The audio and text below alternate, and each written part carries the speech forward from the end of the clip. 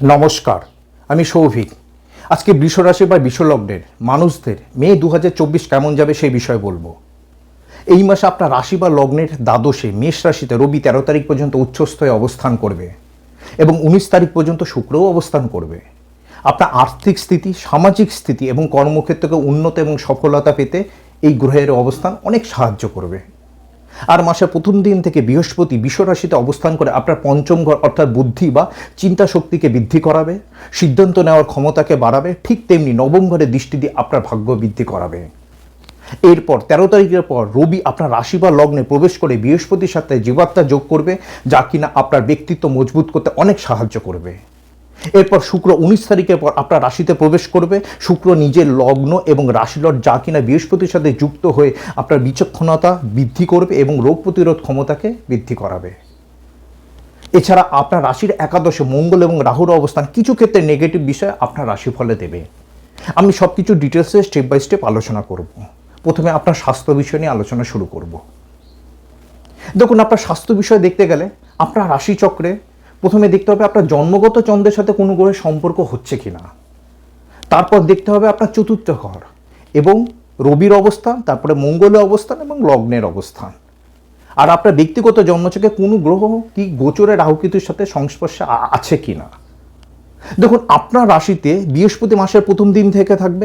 বৃহস্পতির সাথে আপনার জন্মগত চন্দ্রের সাক্ষাৎ হচ্ছে, জন্মগত চন্দ্রের উপর দিয়ে বৃহস্পতি পাস করছে। আপনার মনের ভেতরে বৃহস্পতি পবিত্রতা দেবে। তার সাথে ছোটোখাটো ভ্রমণ কিন্তু হতে পারে, তবে একটু ঠান্ডা লাগতে পারে। দেখুন, বৃহস্পতি চন্দ্রের সম্পর্ক কিন্তু খুব ভালো। একটাই নেগেটিভ এফেক্ট আছে, সেটা হলো মিথ্যা বদনাম বা প্রতারণার শিকার বা ধোঁকা খাওয়া। এই বিষয়ে আপনাকে সচেতন হতে হবে। আবার রবি 14 তারিখের পর আপনার রাশিতে প্রবেশ করবে। রবির সাথে আপনার জন্মকালীন চন্দ্রের সম্পর্ক হবে। রবির সাথে চন্দ্রের সম্পর্কের ফলে মনের ভেতরে একটু আত্মঅহংকার আসতে পারে।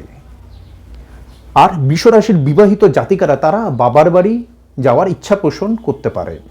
আর 19 তারিখের পর শুক্র আপনার রাশিতে প্রবেশ করবে, জন্মগত চন্দ্রের সাথে শুক্রের সম্পর্ক হবে।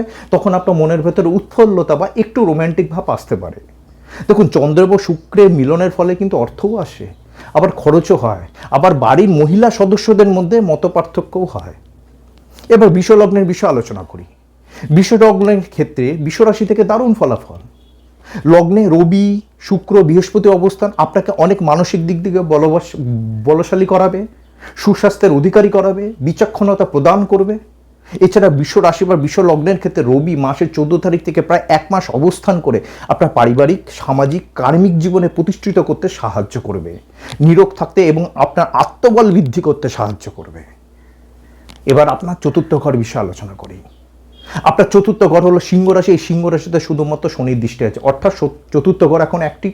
চতুর্থ ঘর সম্পর্কে ইভেন্ট হচ্ছে। আশা করি আপনি মানসিক দিক দিয়ে ঠিক থাকবে। দেখুন, চতুর্থ ঘর নির্দেশ করে মন, আর মনের ভেতর কতটা আনন্দ থাকবে সেটা পঞ্চম ঘর নির্দেশ করে।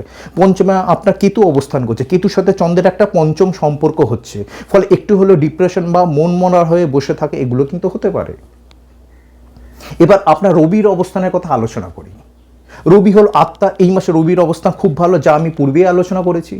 দেখুন, আত্মা মনকে প্রভাবিত করে, আবার মন আবার শরীরকে। ফলস্বরূপ আপনার মনের অবস্থা একটু আপ ডাউন হলেও রবির অবস্থান এই মাসে ঠিক থাকার দরুন মানসিক দিক দিয়ে আপনি চাঙ্গা থাকবেন। এবার আপনার ষষ্ঠ ঘরের বিষয়ে আলোচনা করব। আপনার ষষ্ঠ ঘর হলো তুলা রাশি। তুলা রাশিতে এই মাসে কোনো গ্রহের অবস্থান নেই, তবে তুলা রাশিতে শুক্রের দৃষ্টি আছে, এটা কিন্তু বেশ ভালো। 19 তারিখ পর্যন্ত শুক্র মেষ রাশিতে অবস্থান করে তুলাতে সপ্তম দৃষ্টি দেবে, রোগ প্রতিরোধ করতে আপনি পারবেন। আবার 13 তারিখ পর্যন্ত রবির দৃষ্টি থাকবে, এটাও কিন্তু বেশ ভালো।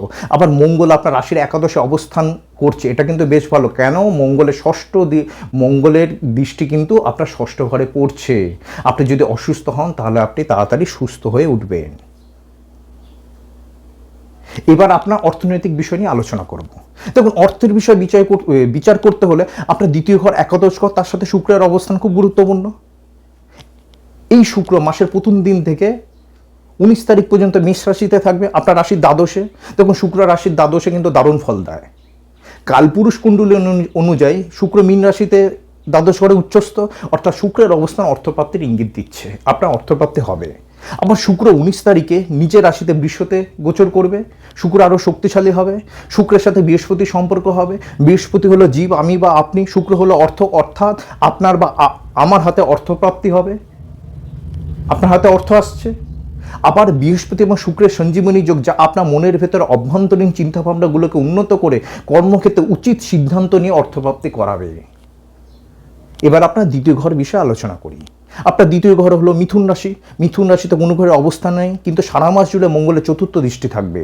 মঙ্গলের চতুর্থ দৃষ্টি যদি দ্বিতীয় ঘরে পড়ে, তাহলে দ্বিতীয় ঘরের বিষয়গুলো বা দ্বিতীয় ঘরের কারকতাগুলোকে মঙ্গল রক্ষা করে। আবার মঙ্গলের দৃষ্টি যেহেতু সেকেন্ড হাউসে পড়ছে, সেটা কিন্তু একটু বেশি পরিশ্রম করে অর্থ রোজগার নির্দেশ করে। দেখুন, আলটিমেট দ্বিতীয় ঘর কী নির্দেশ করে? আপনার রোজগার কতটা হবে আর রোজগারের পর কতটা সঞ্চয় হবে। আর এই মাসে মঙ্গল যেহেতু দ্বাদশ এবং সপ্তম লট, তার দৃষ্টি দ্বিতীয় ঘরে পড়ছে। সপ্তম লট হেতু ব্যবসার মাধ্যমে অর্থ নির্দেশ করছে। দ্বাদশ লট হেতু যারা ইনভেস্টমেন্ট, বিদেশি বস্তু বা বিদেশে আছেন বা টেকনোলজি ফিল্ডে আছেন, তাদের রোজগার ভালো হবে। বা আবার আপনার কর্ম যদি মঙ্গল গ্রহ বিষয়ের সাথে যদি যুক্ত থাকে, তাহলেও কিন্তু অর্থ রোজগার দারুণ হবে। দেখুন, মঙ্গলের বিষয়ে কী কী কর্ম নির্দেশ করে সেটা আমি ডেসক্রিপশন বক্সে লিখে দিচ্ছি, পারলে আপনারা দেখে নেবেন।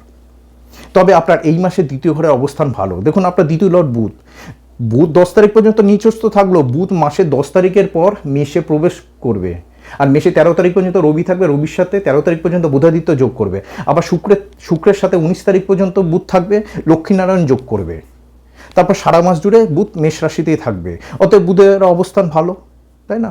সেকেন্ড হাউস মোটামুটি সাপোর্ট পাচ্ছে। তবে মঙ্গলের দৃষ্টি পরে একটু পরিশ্রম করতে হচ্ছে।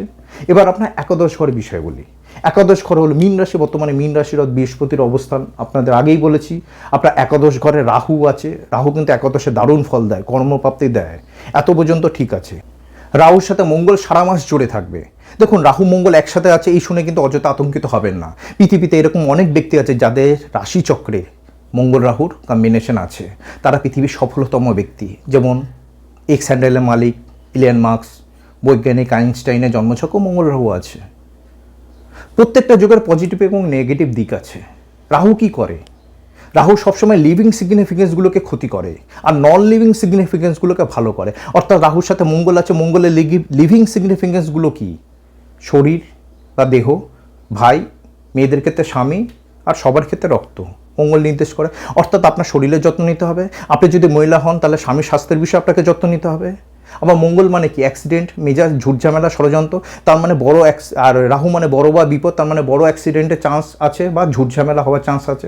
দেখুন, আপনার ব্যক্তিগত জন্মছকে যদি নেগেটিভ যোগ থাকে তাহলেই হবে, নচেত নয়, তাৎক্ষণিক। আবার দেখুন, রাহু মানে কি? বিদেশ বা ফরেন বা জন্মস্থান থেকে দূর নির্দেশ করে। এটাও হতে পারে আপনার ভাই বা স্বামী জন্মস্থান থেকে দূরে যেতে হতে পারে। আবার রাহু মানে কি? নিউ বিগিনিং, নতুন কিছু শুরু হওয়া।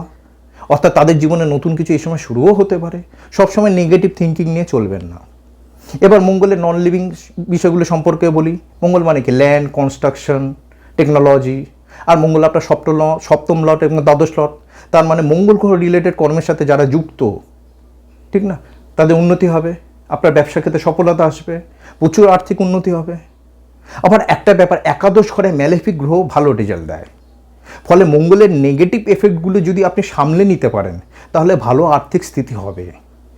অর্থাৎ আপনার অর্থভাগ্য এই মাসে ভালো দেখাচ্ছে। তবে শুক্র 19 তারিখের পর আপনার রাশিতে প্রবেশ করার ফলে আপনার কিন্তু খরচ বাড়বে। এবার আপনার কর্মজীবন নিয়ে আলোচনা করব। সবার প্রথমে কর্মজীবন বিশ্লেষণ করতে গেলে যে গ্রহটির দিকে লক্ষ্য রাখতে হয়, সেই গ্রহটি হলো শনি। শনি বর্তমানে কুম্ভ রাশিতে নবম লট হয়ে দশম ঘরে অবস্থান করছে। শনির অবস্থান কিন্তু খুব ভালো। শনি দশম ঘরে অবস্থান করে আপনার দ্বাদশ ঘরকে অ্যাক্টিভ করছে। ফলস্বরূপ যারা দীর্ঘদিন ধরে বিদেশে যাওয়ার ইচ্ছা প্রকাশ করছেন, তাদের সেই ইচ্ছা সফল হবে। আবার যারা বিদেশে আছেন, তাদের উন্নতি হবে। বা যারা বিদেশি বস্তু বা বিদেশি সংস্থা ইত্যাদি বিষয়ের সাথে যুক্ত, তাদের কিন্তু আর্থিক উন্নতি হবে বা সফলতা আসবে। আবার এই সময় পায়ের জুতো বারবার ছিঁড়ে যাওয়া বা পরিবর্তন বা পায়ে আঘাত কিন্তু লাগতে পারে। দেখুন, আপনার দশম ঘরের অবস্থান কিন্তু খুব ভালো। আর এই মাসে আর্থিক ক্ষেত্রটা যথেষ্ট মজবুত। ফলে কাজের মাধ্যমে সহজেই অর্থপ্রাপ্তি নির্দেশ করছে। এবার চাকরিজীবী এবং ব্যবসায়ীদের কেমন যাবে সেই বিষয়ে আলোচনা করব। আপনার ষষ্ঠ ঘর হলো তুলা রাশি, বেশ ভালো অবস্থান। তুলা রাশিতে 19 তারিখ পর্যন্ত ষষ্ঠ লট শুক্র মেষ রাশিতে অবস্থান করে, শুক্রের দৃষ্টি তুলাতে, রবির দৃষ্টি 13 তারিখ পর্যন্ত।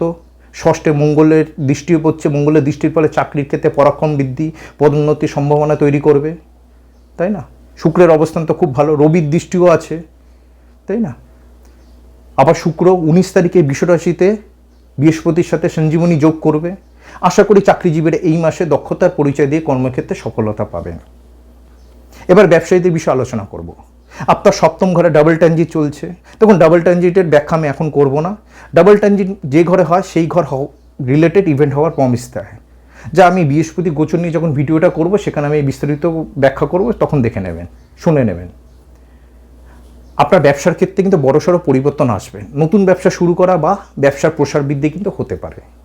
দেখুন, আলটিমেট বৃহস্পতির দৃষ্টি তো ভালো না, তাই না? সপ্তম ঘরে পড়ছে। আর 13 তারিখের পর রবির দৃষ্টিও পড়বে। রবির দৃষ্টি হলে আপনি ব্যবসার ক্ষেত্রে নিষ্ঠাবান বা উপযুক্ত সিদ্ধান্ত নেওয়া বা গুরুত্বপূর্ণ চুক্তির মাধ্যমে আপনি ব্যবসার প্রসার বৃদ্ধি করতে পারেন। আর এই মাসে সপ্তম লর্ড মঙ্গলের অবস্থান আমি আগেই বর্ণনা করেছি। এই মাসে ফাটকাবাজি বিষয় থেকে সাবধানতা নেবেন। মোট কথায় ব্যবসার ক্ষেত্রে প্রসার বৃদ্ধি হবে, অর্থাৎ আপনার কর্মভাগ্য বিশ্লেষণ করে এটা বোঝা গেল এই মাসে বেশ ভালো কর্মের দিক দিয়ে দেখাচ্ছে। মঙ্গল ও নেগেটিভ এফেক্ট সম্পর্কে একটু সচেতন হবে। এবার আপনার পারিবারিক জীবন নিয়ে আলোচনা করব। দেখুন, পারিবারিক জীবন দেখতে গেলে দ্বিতীয় ঘর এবং চতুর্থ ঘরে বিচার্য।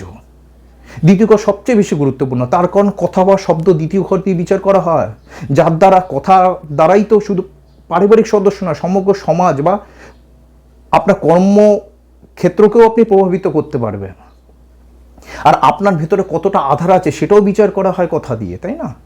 এই মাসে মঙ্গলের দৃষ্টি আছে। হঠাৎ মেজাজ গরম বা ফাউল টক বা অপশব্দ প্রয়োগের থেকে বিরত থাকবেন। শুধু এই দিকটা নজর দিলে আশা করি আপনার সদস্যদের সাথে সদ্ভাব বজায় থাকবে। আর আপনার চতুর্থ ঘরের বিষয়ে তো আমি আগেই বলেছি, সিংহ রাশির অবস্থান যথেষ্ট ভালো, রবির অবস্থান যথেষ্ট ভালো, শনির দৃষ্টি বা চন্দ্রকেতু সম্পর্কের ফলে মানসিক স্থিতি একটু হলো আপ ডাউন হলেও গৃহসুখ কিন্তু বজায় থাকবে। তবে বিশেষ চাহিদা কিন্তু একদম রাখবেন না, আমার এটা চাই ওটা চাই, এগুলো কিন্তু করবেন না, তাহলে আপনি সব পাবেন। কারণ কন্যাতে কেতু আছে আর আপনার মা এবং বাবার স্বাস্থ্য ভালো থাকবে। এবার প্রেম ও বিবাহিত জীবনে আলোচনা করব। আপনার পঞ্চম ঘর কন্যা রাশিতে কেতু অবস্থান করছে। দেখুন, কেতু পঞ্চমে ভালোবাসার সম্পর্কে অনীহা তৈরি করে। তবে এই মাসে বুধ এবং শুক্রের অবস্থান যথেষ্ট ভালো, আশা করি প্রেম এবং ভালোবাসার সম্পর্ক ঠিক থাকবে। দেখুন, কেতু পঞ্চমে এলে ভালোবাসার সম্পর্কে বিচ্ছেদ করিয়ে দেয়, তবে পুনরায় সম্পর্ক তৈরি করায়, মানে একটা সম্পর্ক শেষ আরেকটা সম্পর্ক শুরু। কেতু মানে আবার মঙ্গলসূত্র। এই সময় আপনারা বিবাহ বন্ধনে আবদ্ধ হতে পারেন, কারণ সপ্তম ঘরে ডাবল ট্রানজিট চলছে, বিয়ের সম্ভাবনা কিন্তু প্রবল। এবার বিবাহিতদের নিয়ে আলোচনা করব। বিশ্বরাশি যারা বিবাহিত দম্পতিরা তাদের কিন্তু বেশ ভালো খাটবে। বিশ্বরাশি বা বিশ্বলগ্নের জাতক জাতিকারা যারা দীর্ঘদিন ধরে বিবাহের চেষ্টা করছেন তাদের সেই ইচ্ছা পূর্ণ হবে। তাদের সপ্তমে ডাবল ট্রানজিট চলছে, ফলস্বরূপ আপনার বিবাহিত জীবনে ইভেন্ট হওয়ার প্রমিস দিচ্ছে। এর সাথে সাথে বিবাহিত জীবনে দায়িত্ব বৃদ্ধি হতে পারে, সন্তান প্রাপ্তি হতে পারে। তাছাড়া এই মাসে সপ্তম ঘরে বৃহস্পতির দৃষ্টি থাকবে, শনির দৃষ্টি থাকবে, রবির দৃষ্টি থাকবে, শুক্রের দৃষ্টি থাকায় এতগুলো গ্রহের দৃষ্টি থাকবে, কিন্তু শুধুমাত্র নিজের মনের ভেতরে অহংকার আনবেন না। এছাড়া এই মাস ভালো যাবে। যাদের বিবাহিত জীবনে সমস্যা চলছিল তা ঠিক হয়ে যাবে, যারা দীর্ঘদিন ধরে বিচ্ছেদ চাইছে না তাদের সেই ইচ্ছা পূর্ণ হবে। এবার সন্তান বিষয় নিয়ে বলবো। সন্তান বিষয়ে একটু যত্ন নেবেন, এই মাসে কিন্তু সন্তান প্রাপ্তি হতে পারে। এবার শিক্ষা বিষয় নিয়ে বলবো। শিক্ষার্থীদের মধ্যে যারা গ্র্যাজুয়েশন করছেন তাদের বিশেষ মনোযোগ দিতে হবে, আর যারা গ্র্যাজুয়েশনের উপরে পড়াশোনা করছেন তাদের ক্ষেত্রে কিন্তু মোটামুটি ঠিকই আছে, সফলতা আসবে। তবে যাদের জন্মছকে বৃহস্পতি মঙ্গল রাহুর যোগ আছে তারা কিন্তু বিশেষ যত্ন নেবেন, অ্যাক্সিডেন্ট হওয়ার কিন্তু সম্ভাবনা রয়েছে। নমস্কার, ভালো থাকবেন। আপনার মূল্যবান মতামত আমাকে কমেন্ট বক্সে লিখে জানাবেন।